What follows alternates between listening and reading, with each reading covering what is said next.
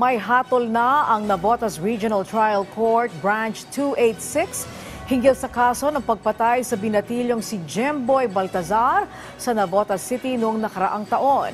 Pero sa kabila nito, ang pamilya ni Jemboy dismayado sa desisyon. Ang sentro ng balita mula kay Luisa Erispe, live. Angelique, matapos nga ang 6 na buwan, may hatol na ang korte laban sa mga sospek sa pagpaslang kay Jemboy Baltazar, ang binatilyong napagkamalan ng mga pulis na sospek sa Navotas City. Naglabas na ng hatol ang Navotas Regional Trial Court Branch 286 laban sa 6 na pulis na akusado sa pagpaslang kay Jemboy ngayong araw. Sa 6, iisa lang ang guilty ng homicide habang may 4 na guilty sa illegal discharge of firearms at may isa na na-acquit o napawalang sala.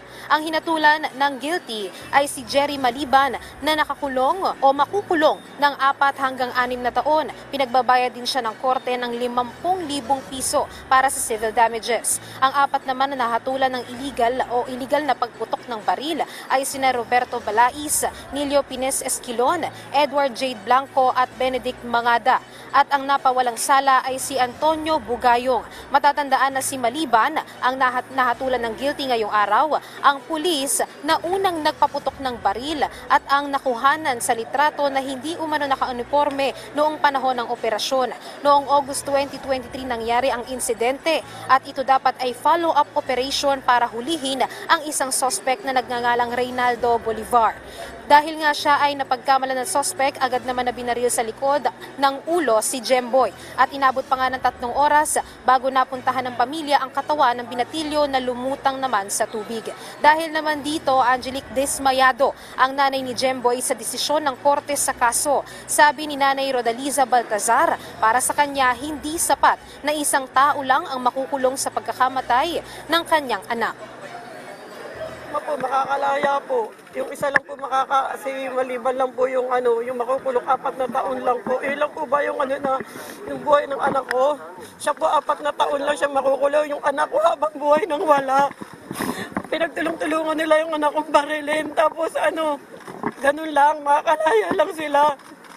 Maramdaman nila, hindi nararamdaman ng pamilya ko ngayon na sobrang sakit ng pagkawala ng anak ko. Sana sila rin. Angelique, matapos naman nga ang pagbasa ng hatol laban sa mga sospek, ay dumiretso naman ang pamilya ni Jemboy dito sa Department of Justice. Ayon naman, tinanong naman natin kanina yung nanay ni Jemboy kung sila nga ay mag-aapila ba dito nga sa naging desisyon ng korte, pero ang sabi naman nila ay pag-uusapan pa itong kung mag-aapila nga sila o hindi. Angelique. Yes, Luisa, pinaliwanag ba o nakalagay ba sa desisyon ng korte kung bakit isa lamang ang nahatulan ng guilty ng homicide at bakit yung nga isa na-acquit, yung 4 naman illegal discharge of firearms lamang?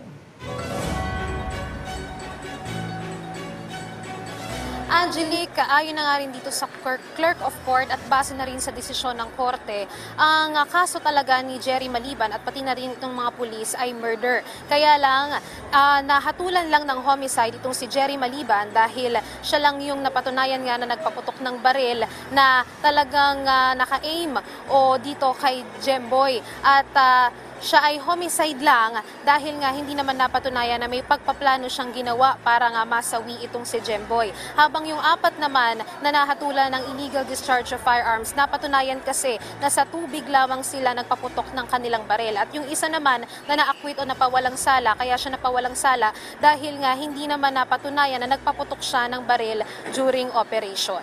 Angelique. Alright, maraming salamat sa iyo, Luisa Erispe.